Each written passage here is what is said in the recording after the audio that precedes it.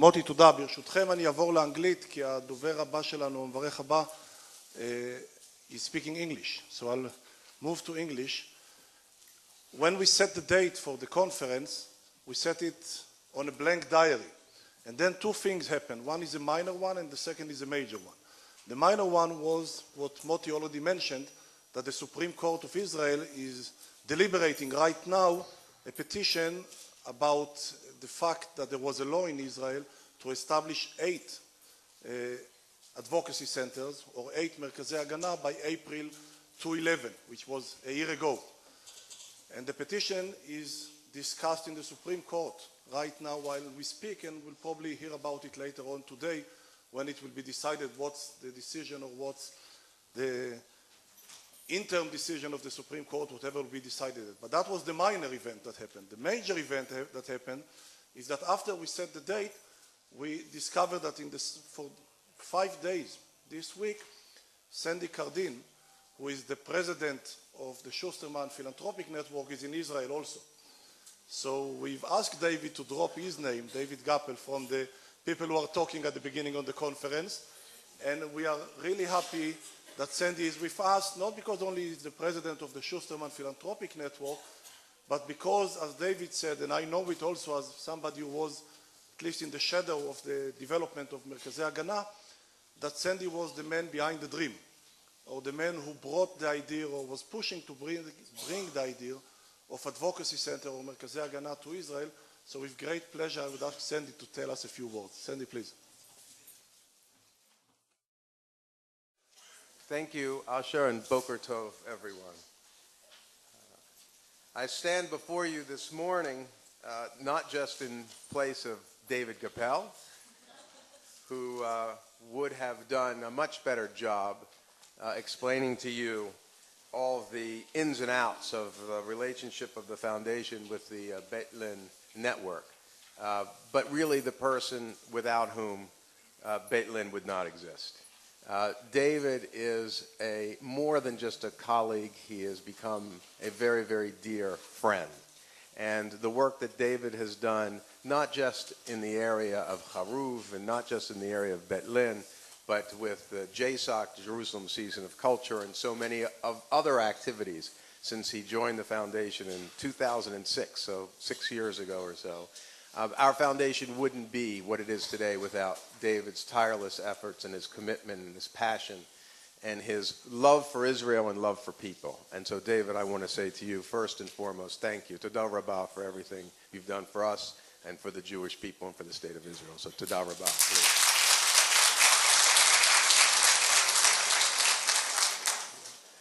Lynn Schusterman is sorry that she couldn't be with us today. Lynn is on a Disney cruise with her grandchildren, so she is really out to sea.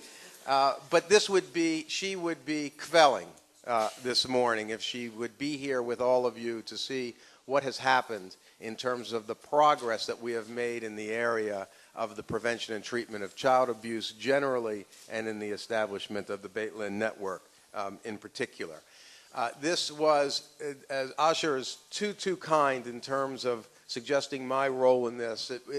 There were some ideas that I may have been able to contribute over the years, but the motivation for what brings us all here today and for the eradication of child abuse and neglect, not just in Israel, but in the United States and elsewhere, stems from Lynn Schusterman. And it's not something that just arrived. It's not something that she came to because of a philanthropic vision that one day she said, where can we be involved with our resources, and I will pick that. It stems from a lifelong commitment to fighting abuse and neglect. She tells the story that as a young bride, she moved from Oklahoma City to Tulsa when she married Charlie Schusterman. And as he was going to the office every day, she looked for opportunities to volunteer in the community. And one place she found that opportunity to volunteer was the National Council of Jewish Women. And in that role, she was taken to the National Council for Jewish Women as part of their volunteer activities, help children who were the victims of abuse and neglect in the court system. And she saw firsthand, as a volunteer, what all of you see every day, which is the heartrending, the misery, the tragedy of child abuse, whether it be physical or whether it be mental. She saw that and she recognized that this was not something she could let go unaddressed and that she needed to be involved in that issue, first as a volunteer and later, as we've seen, as a philanthropist.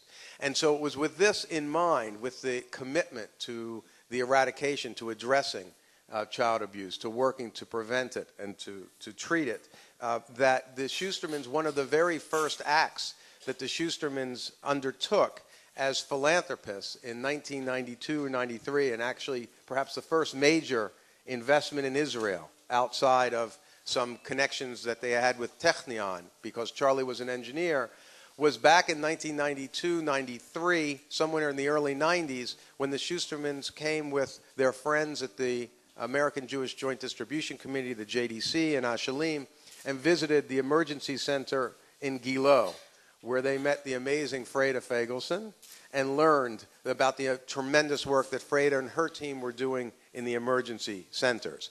It turns out, interestingly, that I joined with the Schustermans several months thereafter.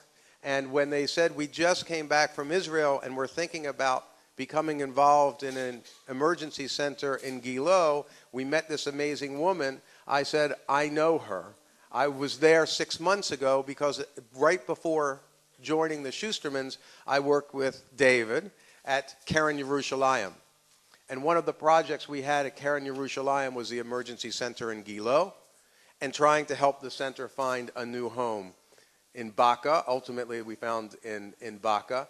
And so it was a beshert moment where I had just joined the foundation. The foundation had decided to become involved in prevention and treatment of abuse and neglect. And we centered on an amazing woman, an amazing team, an amazing project here in the city that we all love, Yerushalayim. And we began to work, first with the emergency center in Jerusalem, and then just several months afterwards, the Schustermans made their second major grant, and the second major grant was to the Parent-Child Center of Tulsa. And the Parent-Child Center of Tulsa is focused primarily on prevention, not so much on treatment, although today it's more engaged in the area of treatment.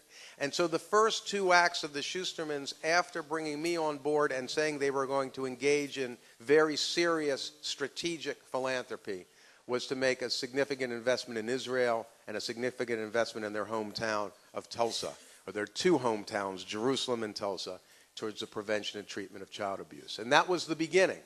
And so when you think about our foundation and our commitment to this cause, it's not because we sat around like many foundations do appropriately and did an environmental scan of all of the issues in which one could be involved and picked this one because there we could make a difference. This commitment of the Schusterman Philanthropic Network of the family is long-standing and will be continued. This is a subject about which we are deeply, deeply concerned. We have been for years, and we will continue to work with all of you in this room and with all of our friends in Israel and all of our friends in Tulsa to continue to fight child abuse and neglect whenever and wherever it occurs. We could not be here today without the assistance and the help of many, many, many people and many friends I see in the room today.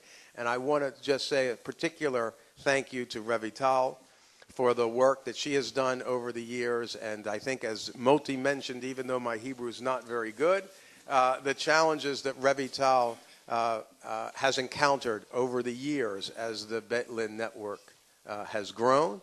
And, of course, to Moti, without whom none of this would be possible, and about whom I feel, as I do about David, that the relationship has gone far beyond what it means to be as professional colleagues, people working together, but a deep personal friendship that has lasted from Jerusalem to the Galil and back down to Jerusalem over all these years as we've talked about the dream, really, of building this Betlin network. And we appreciate the extent to which this is a challenge. We appreciate the difficulty of what you all do every day in terms of serving the families, the children, the victims, as well as their families in this difficult challenge, as well as the administrative challenges. I remember conversations at the very, very beginning where we kept pressing for issues related to abuse, to physical abuse and neglect. And Moti would say, we understand that you care deeply about this small segment of children. We all care about every child, as if every child represents the totality of Israeli youth. But you have to understand that the government of Israel needs to take care of all children at risk, not simply those children who are abused and neglected, and that we have a very big task. And you're asking us to allocate tremendous resources, financial and human and otherwise, to a very small segment of society. And we understand it's important, but you need to understand the larger picture. And so we went back and forth in those conversations, and we would not relent. We recognize that the children at risk is a very, very large category, and we recognize that we could do very little as a foundation to really address the broadest possible needs. But we thought we could do something substantial on this very particular issue and the most seriously abused and neglected children. And after conversation and conversation, Moti slowly over time finally said, okay, I can find the help that you need to do this. I can allocate resources. I can allocate people. I cannot, at the same time, continuing to address all children at risk. As Moti has continued, the ministry has continued to do the best that it can to address the broadest possible population, he has always, every year, managed to do a little bit more for the children who are victims of abuse and neglect. And we thank you. I have to say again, Toda Rabba Moti, for everything you've done over all the years for all of us.